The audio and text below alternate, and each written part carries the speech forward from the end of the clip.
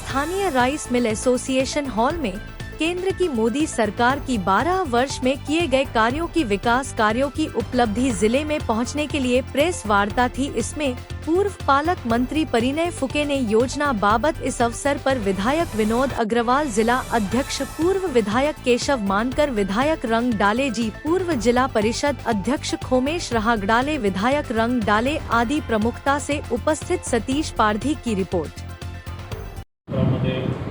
रस्त्यांच्या विकासामध्ये, रस्त्यांच्या विकासामध्ये किंवा शेतकऱ्यांना मदत करण्याच्या दृष्टिकोनातून किंवा एक शेतकऱ्यांसाठी ज्या आणखी जे पाणी पुरवठा योजना असणार किंवा सिंचनाची सोय असणार त्या सगळ्या क्षेत्रामध्ये मोठ्या प्रमाणात जे कामं झाले किंवा महामार्गांचा जो विकास झाला या सगळ्या याच्यावर या संदर्भात मी तुम्हाला माहिती देणार आहे।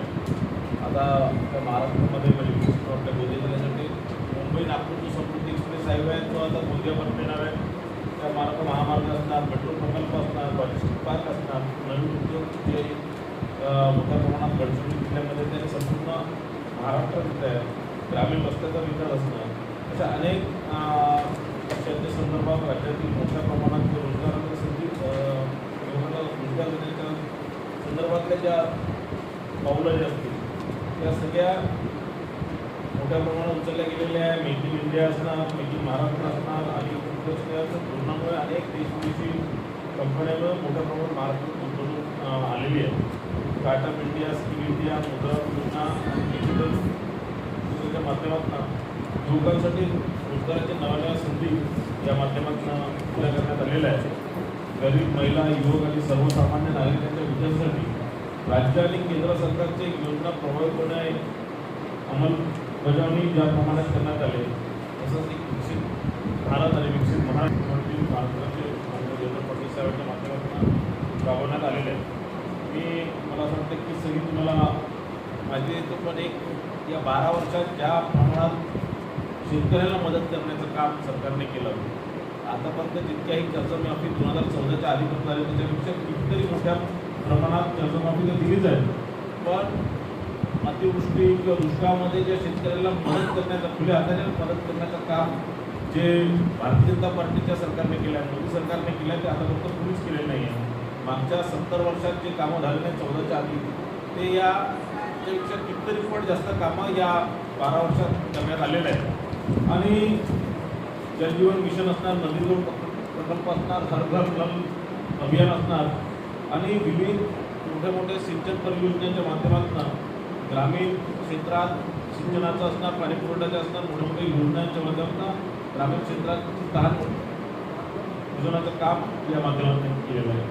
आपल्या विदर्भाचे सुपुत्र आणि देशाचे वाहतूक मंत्री माननीय नितीन गडकरी साहेब असतील, फडणवीस साहेब असतील, देशभर आणि राज्यात मोठ्या प्रमाणात कामं केल्या त्या माध्यमातून एक मोठ्या प्रमाणात संपूर्ण देशभर हायवेनी प्रत्येक शहर मोठ्या हायवेनी महामार्गाने जोडण्याचं काम त्यांनी केलेलं आहे। गरीब कल्याणाच्या माध्यमातून देशात 81 कोटी नागरिक आज पंतप्रधान गरीब कल्याण अन्न योजनेअंतर्गत मोफत धान्य उपलब्ध होत आहे। आयुष्यमान भारत योजनेच्यामुळे जवळपास 60 कोटी नागरिकांना आरोग्य संरक्षण या माध्यमातून मिळत आहे।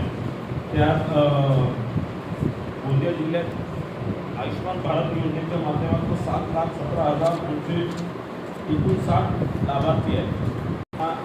त्या माध्यमातून प्रधानमंत्री किसान सन्मान निधी या योजनेअंतर्गत देशातील 11 कोटी शेतकऱ्यांना त्यांच्या खात्यात थेट आर्थिक मदत जमा करण्याचं काम होत आहे। गोंदिया जिल्ह्यात या योजनेत 2,31,644 लाभार्थी आहेत। प्रधानमंत्री पीक विमा योजना असणार, कृषी सिंचन योजना असणार, पीक कर्ज वाटप योजना असणार, त्यामुळे शेतकऱ्यांचं उत्पन्न वाढीत मोठ्या प्रमाणात मदत होत आहे। 54,448 शेतकऱ्यांना पीक कर्जाचा लाभ केंद्र सरकारने आणि राज्य सरकारने आणलेला आहे। त्यामुळे देशात 11 कोटी महिलांना धूममुक्त स्वयंपाक या माध्यमातून मिळत आहे। गोंदिया जिल्ह्यात असणार, नमो योजना असणार, या सामाजिक सक्षमीकरण करण्याकरता मोठी चालना या माध्यमातून मिळत आहे। देशाची आर्थिक क्रांती या माध्यमातून घडली। गोंदिया जिल्ह्यात 6,91,919 जन्म खाती या माध्यमातून